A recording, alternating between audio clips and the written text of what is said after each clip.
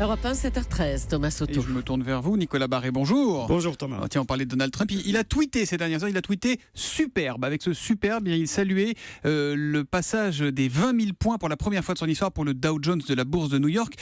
Que signifie cet événement boursier, dépasser les 20 000 points, Nicolas? C'est d'abord un grand signe d'optimisme pour l'économie américaine. La bourse anticipe que le programme de Trump va doper la première économie mondiale. Les investisseurs finalement rachètent les trois piliers de ce programme. Les baisses d'impôts, les grands travaux, la déréglementation. La bourse a gagné 9% depuis l'élection de Trump, elle y croit.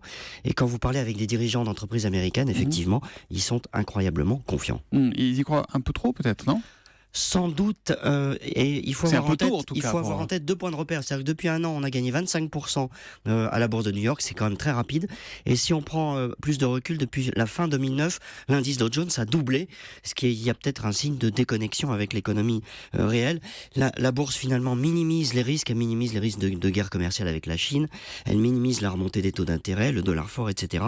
Mais il y a une psychologie des marchés. Quand vous avez une vague comme ça de hausse, personne ne veut rester à l'écart, c'est assez normal. Et puis après, on se dit, on verra bien après. Alors, on rappelle que l'indice Dow Jones, c'est un peu l'équivalent de notre CAC 40. C'est 30 grandes sociétés américaines. Oui. C'est un prisme qui est quand même assez déformant pour l'économie. C'est assez déformant, mais vous savez, il existe depuis 1896. C'est le plus vieil indice boursier du monde.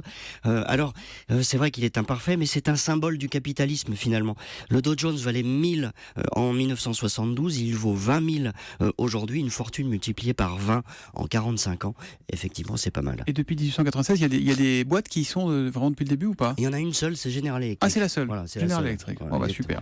Merci beaucoup, Nicolas Barré. Allez prendre un petit peu de miel avec du lait chaud, ça va vous faire du bien. À demain.